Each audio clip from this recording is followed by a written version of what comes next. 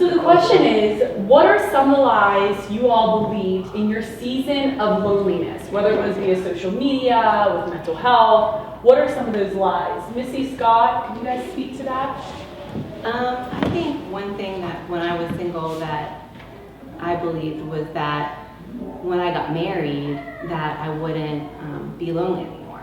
Yeah. Which isn't, you know, it's not true. Yeah. I thought maybe that like once I had a spouse that loneliness or whatever would go away. But really what it is that I have to look to the Lord to fill that deepest need that I have of intimacy or whatever it is, because Scott can't do that. I can't depend on him to meet those deepest needs that I have. And so I think that that was one of the biggest lies that I believe, that when I would be married that I would never be lonely again, or you know, something like that. So I think for me that was one. And I think for me, Missy and I met later. I was 34. Had dated previously, but was in a season of life where I was waiting for the Lord's best. So there were points where I knew, all right, I had an opportunity to date, but that wasn't the Lord saying, all right, pursue this or go after that. So learning to be content in those times of loneliness, or saying to myself, well, Lord, am I supposed to be single? No. He knew the desires of my heart. I just had to wait for his best. And ultimately, that's what happened. I waited for his best. And then, he brought along a help partner, Missy. And, you're looking back now through the ups and downs, like there's no other, and I'm not trying to be, cutesy or whatever, but there's no other person. Like I can see this was the Lord, like perfect to a T, you know what I mean? Yes. Yeah. How we can laugh and joke with each other, or, there's times where, she polishes my rough edges or vice versa. It's good, learning from each other. I love that. What about you, Nicole? Some of the lies I think were actually on both sides, because I was single until I was 36. And so loneliness for me looked a little different. I think it was more or less more of an intimate loneliness, because I'm not one of those outgoing type of people. I have lots of friends, so that need wasn't an issue, and my relationship with God was good. Yeah. So that loneliness was felt more on the physical side, because I was holding myself until I got married, which is tough. Yes. When you're that old. And you like boys. Yeah. Or men. You like men. Big difference. Huge difference. Let's be clear. So I think for me, what happened is when I got married at 36, I really thought marriage was going to look different, but my husband was in the military. And so loneliness came because what I thought family and relationship would look like was interrupted on a regular basis. Yeah. And so because I shifted roles when my relationship with God was good, I then started to look to my husband to meet that need, because he was always gone. And so then that's when loneliness started. Yeah. Even laying in the bed with your husband, you're lonely because what you feel you need emotionally is not being met. And then social media, everybody's praising their wives. Yeah. And my husband is anti-social media. He's on there, but he's silent. So that feeds into that too. Absolutely. Yeah. So then there's these lies and I love that both of you brought up the point that when you were married, you were feeling lonely. You realized you couldn't have that. You could have a sense of being very alone and still be coupled with someone. Yes. So it comes from a different place, and that lie creeps in of, what is this? I'm by myself, I'm doing this thing alone. Yes. Absolutely. What is one thing that you all wish someone had told you when you were in your season of loneliness? I always thought, I did track for a hot minute before I realized I wasn't that fast, but we would do the relay, and I would be at the end of my run and pass it off to somebody else, and they would start their run. So we actually got saved as we were already dating. So our loneliness was more friend issues, because I was like, listen, if God's going to end a season, it's when he's going to start a new one, but there's always a winter in between. I wish somebody told us that between fall and spring, there's a winter. And Because it was literally, we had all of these friends, and we had this crazy social life, and then we became Christians and didn't want to do the things that we were doing anymore.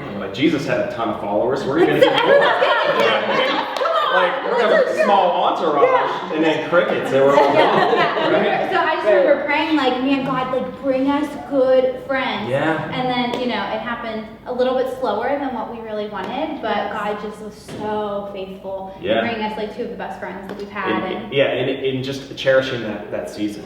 So it's lonely, but you realize that's actually a lot of time you can get to know the Father. Yes. And that's when we, Yeah. I mean, caught Wi-Fi and cable, we got a Bible. And that's when our deepest moments really came with God, was in that season of, man, I feel like we got abandoned. We just don't have things in common. And it was like we let go of a season. We had no clue what He was going to bring. So Yeah. realizing He will bring it in due time, Yeah. you're just in the transition period. yeah. Yes. Absolutely. I love that because a lot of times in transition, that's when you experience loneliness. Yeah. But it's not loneliness when it's turned into aloneness with God. Oh, Yes. yeah. And I think that is really key Yeah. because those seasons are so instrumental. I know that Nate, even in his season of singleness, you know, he found that was the time that he connected with God. Yeah. You know, that's when he met the Lord. Yeah. You know, how would you guys say you got through those seasons? Like, what was it that brought you through it? I think I held on to God's promises. Like He brought me from promise to promise. Like what He tells you in your aloneness, even though you're married. When you don't feel like you have anyone that just clicks with you, no one's at your same life stage, things like that. You don't have family that live near you. God says, my grace is enough, you know, and He gives you that grace until He gives you the next step. You know, He gives you that next promise. And even when He told the widow to go sojourn, you know, and He's like, you know, the prophet saying, well, go sojourn, you know, go walk around for 7 years. You know, it's like, what kind of promise is that? You want me to just go walk around?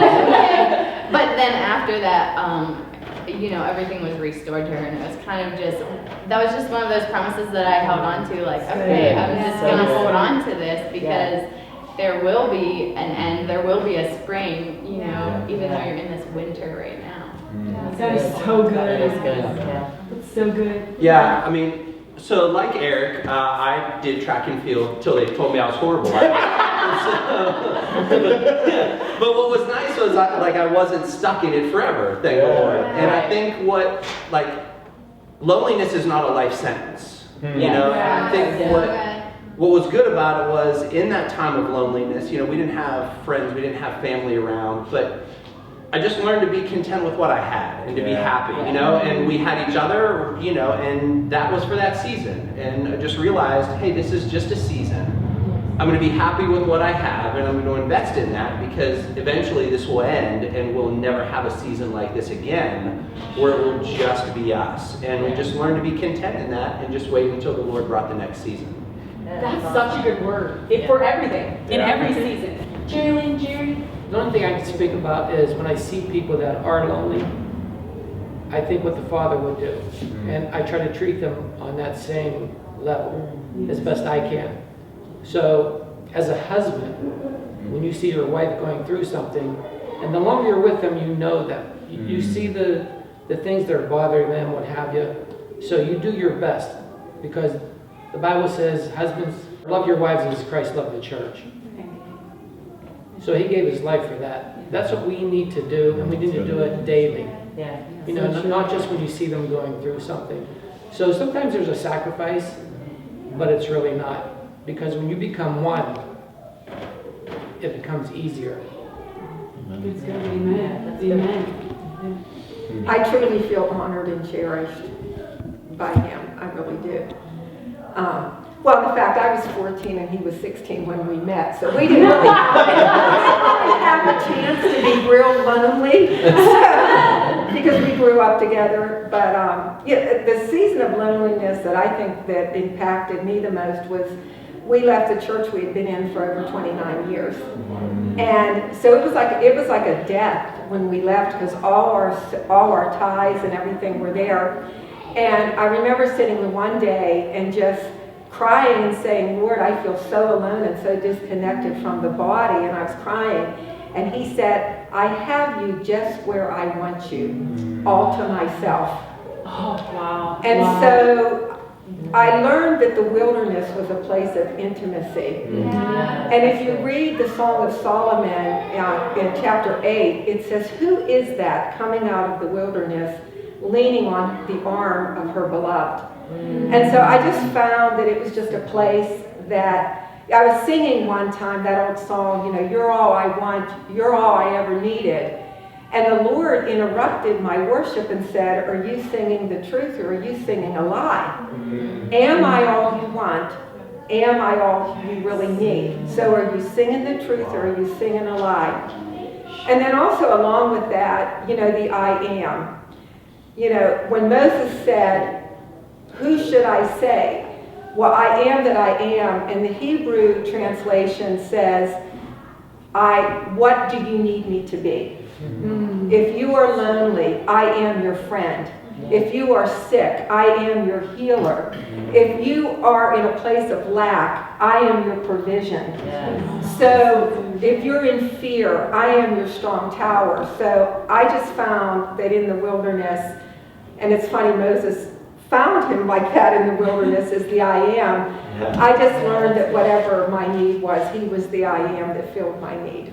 That's so good. So good. Yes. That is so good. I think if I could tag on to like all of this, it seems like there are two types of loneliness. There is a calling to loneliness where it's like God calls us to be with just Him. Yes. And in those seasons, we're not really alone. Like there's a filling and a refreshing. There's also the season where we self-isolate ourselves, and that's where we really feel the loneliness because we're doing it on our own, you know, of our own will, and a lot of times that's like we're hiding things from people. You know, you see the prodigal child, he goes away really to do his own thing in that season, and you're not called to that, and we're never called to that. So I think just being intentional, like when I found myself feeling lonely, it was like, you know, I'm looking for, you know, male companionship or, you know, friends, you know, guy friends to share, you know, iron sharpens iron, where we were here. And we found that, I think, at Man Camp, like where we got to like bond or do like the men's Bible studies or going out and getting wings. But, you know, in life, a lot of those things you have to be super intentional about or they just slip away. So you just have to make way. Even like I have a friend in my wife and I have friends, you know, in my kids, so there's a lot of friendship around, but, you know, sometimes what you need to talk to another guy or what, you know, whatever it might be. So there are things that, you know, your spouse was never meant to fill, you know, you have to be aware of that, you know, watch over that. Yeah, Absolutely. And you said it, like the secret of contentment, right? Because you can be in a crowded room and feel alone. Yes. But you can be alone and feel like you're in a crowded room. So like, it really is the situation. It's harder said than done if you're really that person that is alone. You know what I mean? But you can feel like you're in great company if you really are content and secure in who you are. So I love how you put that. It's like I'm content. Because so true, you can surround yourself with tons of people, but just feel lonely. You can be in a relationship and feel lonely. Yes. You know? And I think it leads to identity. Always. You know, just really Always, understanding who you are, even before relationship. Always. Yeah. Because if you don't identify with Yeah. your creator, you're going to try to identify relationally, That's right. which is never going to fill you. So true. So then it impacts your soul and impacts your thoughts, and it gets you in that state of just being stuck. Yes. And when you're stuck, loneliness is always going to be what happens.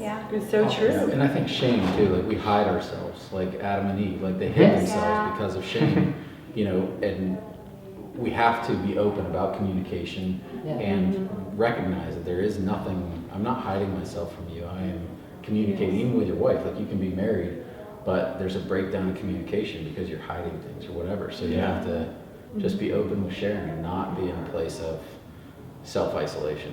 Yes. That's what the enemy wants you. That's right. He does. So good. Thank you guys. You're awesome.